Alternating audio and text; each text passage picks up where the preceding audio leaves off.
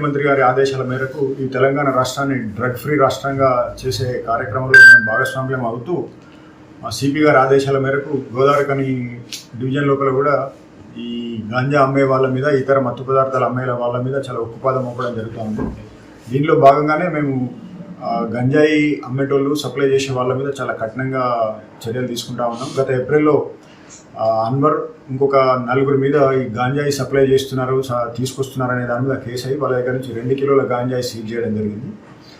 దాంట్లో అప్పుడు ఈ తాండ్ర అవినాష్ అనే వ్యక్తి అప్పటి నుంచి పారిపోయి ఉన్నాడు. అతని మీద ప్రత్యేక నిఘా పెట్టి ఒక సెపరేట్ బృందాన్ని ఏర్పాటు చేసి నిఘా పెట్టి ఈరోజు పట్టుకోవడం జరిగింది. అతన్ని ఒరిస్సా నుంచి ఒక 5 కిలోల గాంజాయి తీసుకొని వచ్చి ఇక్కడ డిస్ట్రిబ్యూట్ చేసే కార్యక్రమం లోపల అవినాష్ను ఈరోజు అరెస్ట్ చేసి అతని దగ్గర 5 కిలోల గాంజా సీజ్ చేసి రిమాండ్ చేయడం జరుగుతుంది.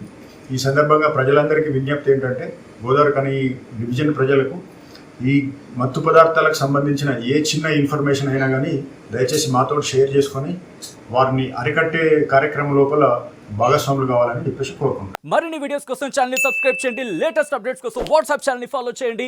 అండ్ లింక్ డిస్క్రిప్షన్ లో ఉంది.